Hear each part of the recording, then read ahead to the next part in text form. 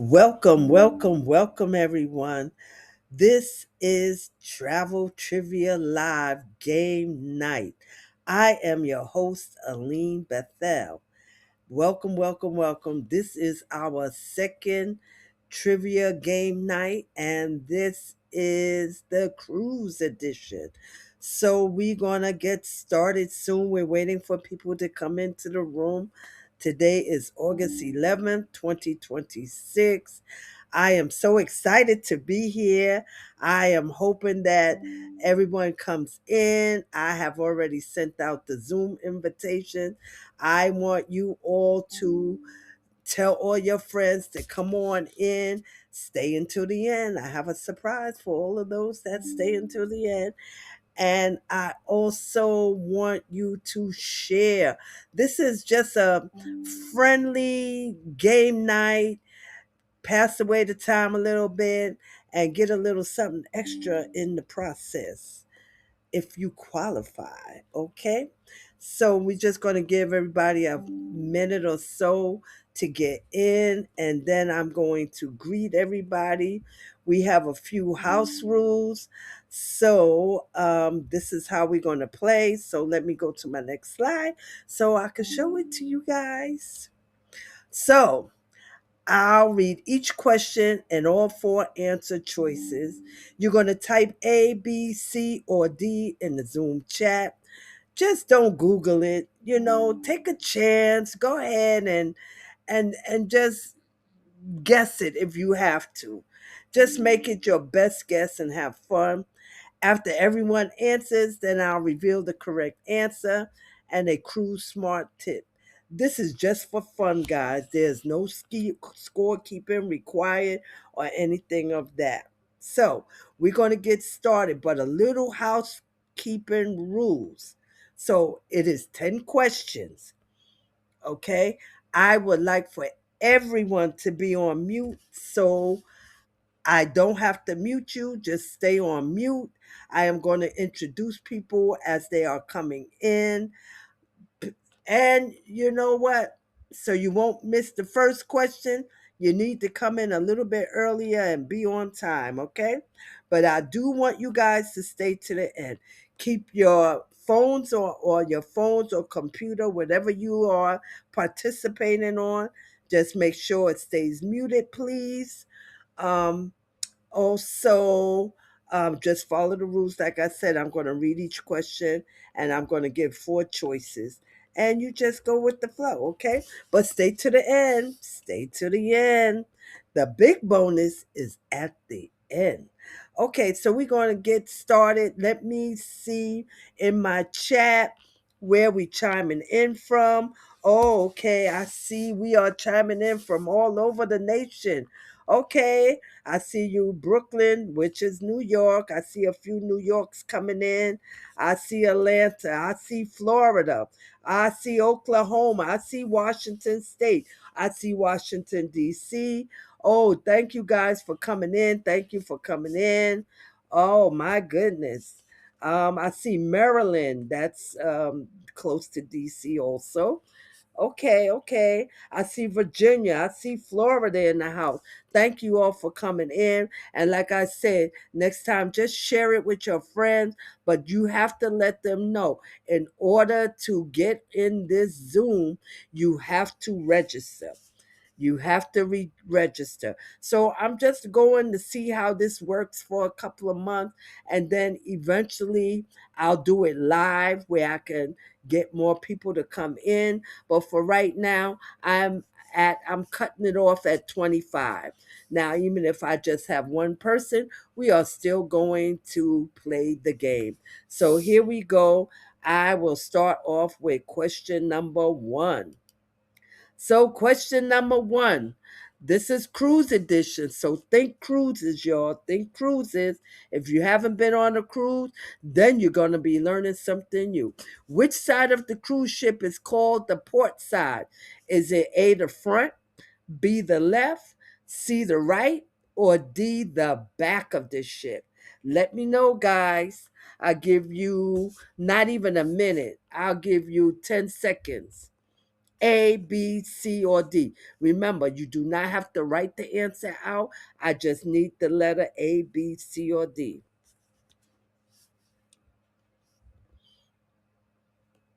Okay, we are ready and we are going to reveal the answer. And the answer is left. Why? Port is the left side of the ship when you are facing the bow or front. The bow is considered the front. And here is my crew smart tip. Use the memory trick in order, and this is how I learned also. The port and the left both have four letters. So if somebody's saying starboard, then you know they're on the right side of the ship. Why? Because it just doesn't have four letters. Okay, guys, let's keep it moving. We're going to destination. Well, it's not even a destination. We're going to cruise question number 2. What is the front of a ship called? Is it the bow? A, B, stern, C, bridge, or D, hull? You got 10 seconds. A, B, C, or D, guys.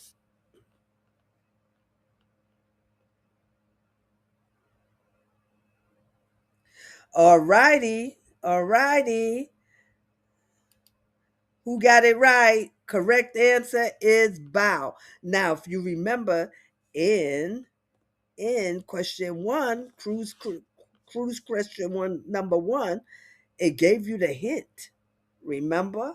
It gave you the hint in the smart tip. Okay, so why is it the bow? The bow is the forward part of the ship. The stern is the back. I think it's giving out too many answers, but it's all in fun. It's okay. So my crew smart tip is knowing the bow and the stern helps when following signs and announcements on board. So the bow is the forward. Now, I think this is going to be another tip. You have the bow. When you bow, you're facing forward. That's how you can remember. And actually, that just came to my head. There's nothing that says that's what it means. But for me to remember now, the bow, I'm going to bow forward. Nobody bows backwards. So you bow forward. So that's how you remember. You bow forward, and that's how you remember that is the front of the ship. So knowing the bow and the stern helps when following signs and announcements on board. Very crucial, guys. Very crucial. Let's go to cruise question number 3. Which meal venue is most commonly included in a standard cruise fare? Is it A, specialty steakhouse, B, the main dining room, C, the chef's table, or D, room service delivery?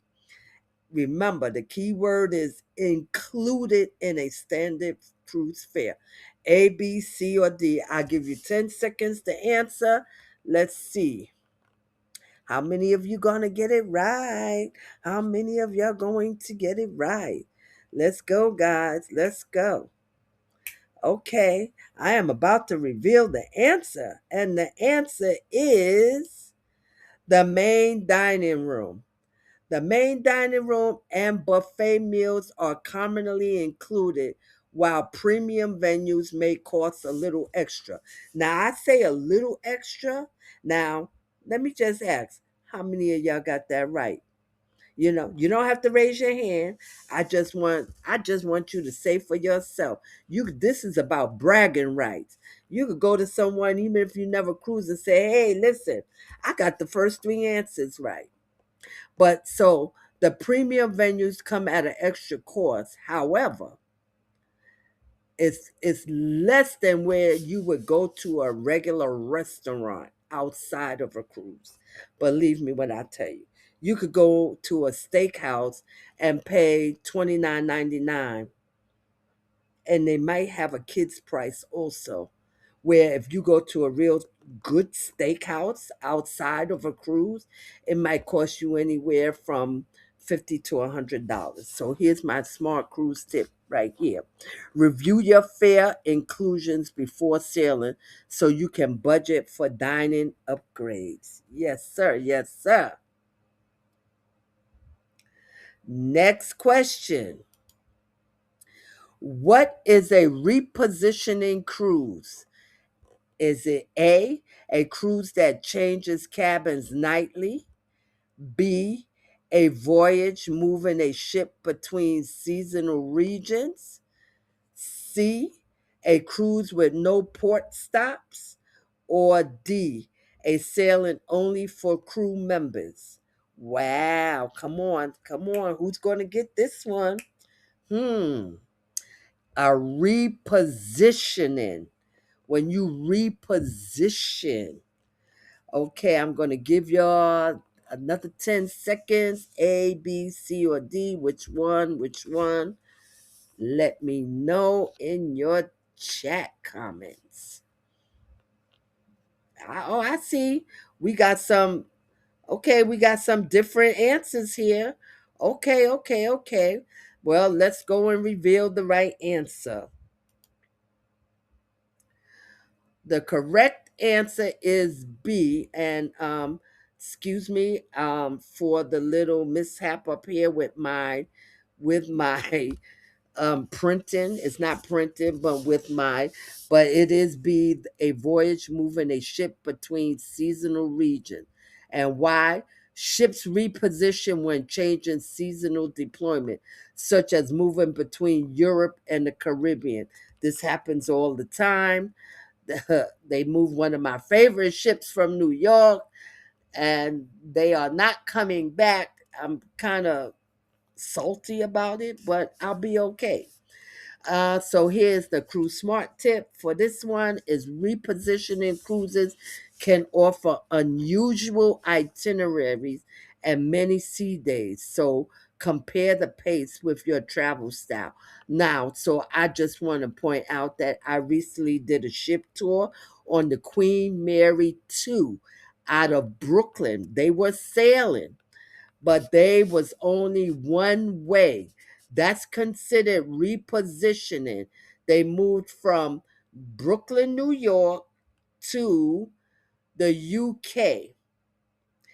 Yes, they did. It was a sailing, but they were going to be at sea for 7 days. So there was no port stops or anything. But they had so many activities that they were going to keep the passengers engaged. I think it was a great cruise. I wasn't on it, but I met a lot of people. They had the kennel for your pets when you bring them on. They have an area. So what was funny was the UK, they had a lamp post because the dogs like to use lamp posts in UK, and the dogs in the United States like to use fire hydrants. So they had a lamp post and a fire hydrant where they walk the dogs at on the ship. And it's closed off. No, you cannot take your pet to your cabin. You could go visit your pet at the kennel. They have um, they have people there that work specifically only with the dogs. They feed them. You still can bring your own food for your dog, because sometimes dog have particular things that they like. So, with that being said, we're going to move on over to question number 4. I mean 5, I'm sorry. Which river passes through or beside Vienna, Bratislava, and Budapest? Is it A, the Rhine, B, the Seine, the C, the Danube, or D, Douro? Now, I'm going to keep it real with you guys. I don't know the answer to this either. So these are not ocean liner cruises. These are more luxury river cruise types.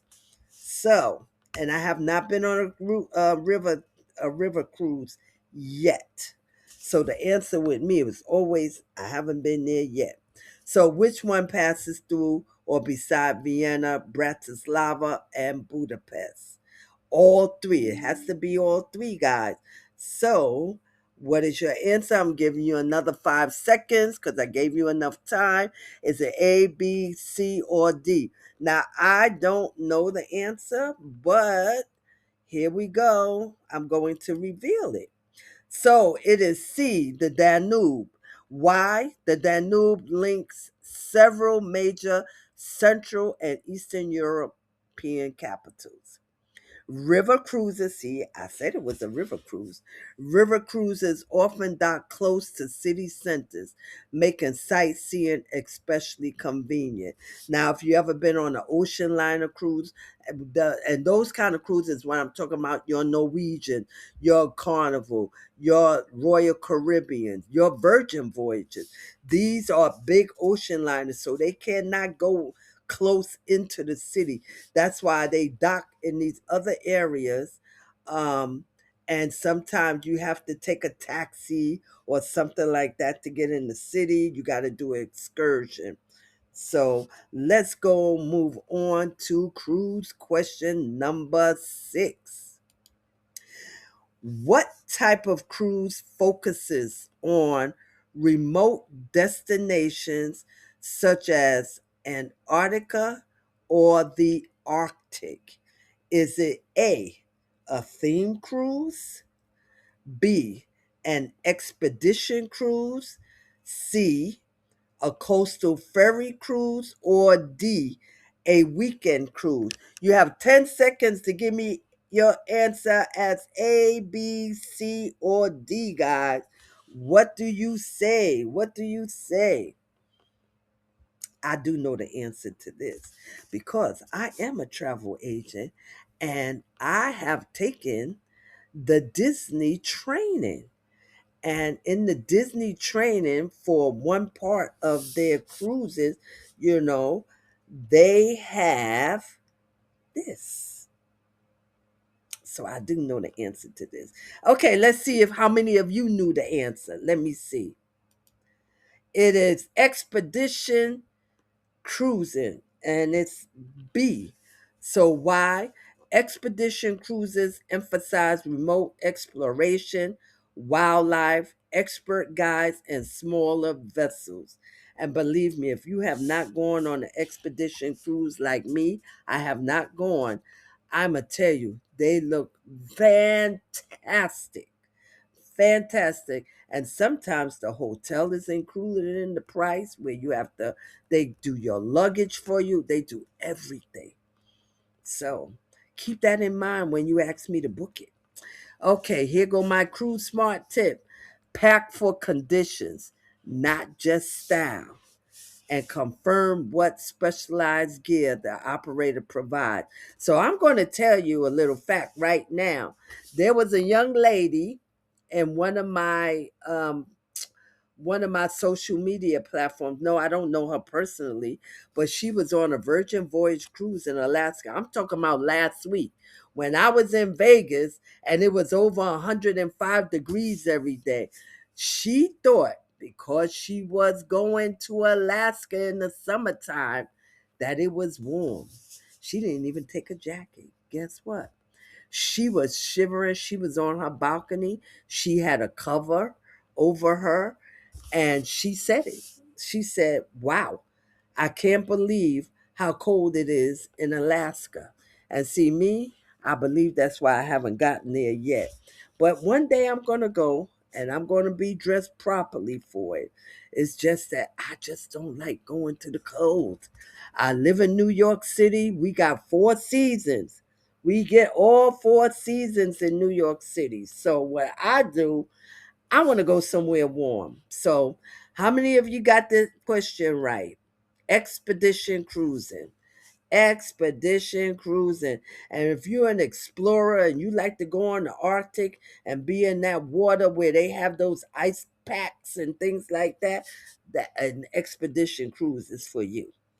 Okay, let's move on to cruise question number 7. We almost to the end, guys. We almost to the end, and it's only been 19 minutes, almost 20 minutes. Very good. Okay, question number 7. Which canal connects the Mediterranean Sea with the Red Sea? Is it B, Panama Canal? Is it B, the Cow Canal? C, the Suez Canal? Or D, the Corinth Canal? Now, I can tell you right now, I've heard of all these canals except Cow and Corinth. I never heard. The only ones I know is Panama and Suez, but I don't know the answer. So, y'all put your answers in the chat. Tell me what's going on. What you got? What you got? What you got? I'll give you another 5 seconds. You just need to put A, B, C, or D, and we will reveal the answer right now. It is the Suez Canal. The Suez Canal creates a direct maritime route between the Mediterranean and the Red Sea. So, the cruise smart tip is canal transit itineraries are popular because the passage itself is part of the experience. Now, I have never did the Panama Canal as of yet. That might be on one of my lists, and I don't call it bucket list. Did y'all know when you say a bucket list, that means a kick the bucket list, something I got to do before I die? I ain't trying to go there, y'all. So I just call it my to do list and my goal list. That's what it is. Because I ain't trying to do all of this stuff before kicking the butt. I just want to keep doing it and keep doing it for as long as I am allowed to. Okay, guys. Next question, number 8, is coming up. Which historic passenger ship set the still standing westbound transatlantic speed record in 1952? I may have to read that again.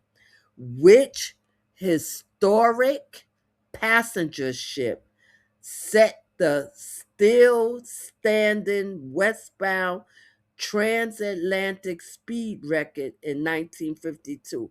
And I'm going to tell you guys, this is definitely going to be a guess for me. So is it A, the SS United States? Is it B, the Queen Mary? Is it C, the Titanic? Or D, France? I don't know. Do you guys know? I don't know. I don't know. Y'all let me know in the comments. What do y'all think? I just don't know. I can tell you that right now. I don't know. So I give you 5 more seconds. A, B, C, or D, guys. Oh my God. I was thinking it was the Queen Mary, but it is A, the SS United States. So the SS United States won the Blue Ribbon. I wonder if that's supposed to say ribbon, but I'm going to say ribbon anyway. And it's a typo. Sorry, guys, if it is. In 1952, and set the westbound passenger liner record.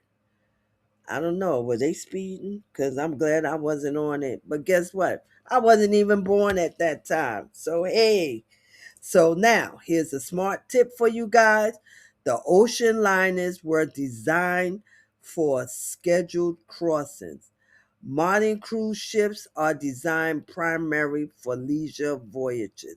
Oh, so back then it was they were designed for scheduled crossings, and now we have our more modernized cruise ships. They're designed for primarily for leisure voyages because they glide on the water. Depending on how the water is. If the water is calm, sometimes it's a little choppy, but it's all doable. Okay, so we're almost there, guys. We're almost there. Who's going to have the bragging rights? Question number 9. How many luxury cruises and all-inclusive fare most commonly mean? Oh, on many luxury cruises, an all-inclusive fare most commonly means what? Does it mean A, only the suite is included?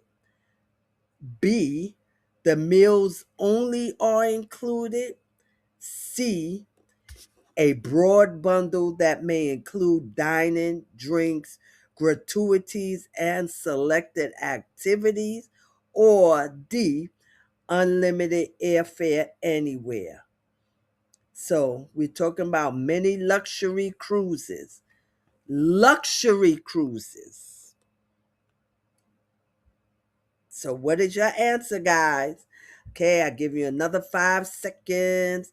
A, B, C, or D. And we will reveal the answer. It is C, a broad bundle of inclusion. Luxury fares may bundle dining, beverages, gratuities, Wi Fi, excursions, or other amenities dependent on the operator. And they meaning they're dependent on the cruise line. So you have your Viking, you have your what's the one I love? They're owned by Norwegian Regents. You have different cruise line. You have Ama Waterways. You have all these are considered luxury cruises.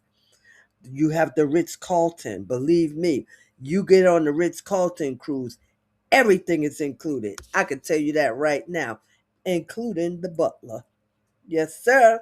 So, Cruise Smart tip for number 9 is always compare the full list of inclusions, not just the headline fare, when evaluating value. So, first, I'm going to tell you, you have to have your budget set out, and then you look for a cruise.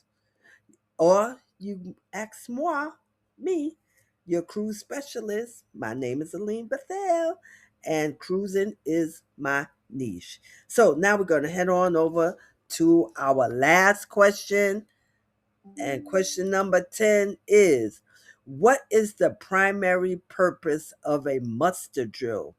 Very important muster drill. Is it A, to explain emergency procedures and assembly locations? B, to assign dining tables? C, to introduce the entertainment team? Or D, to teach guests how to order room service? I'll give you 10 seconds, guys. We're at 27 minutes. We're doing good.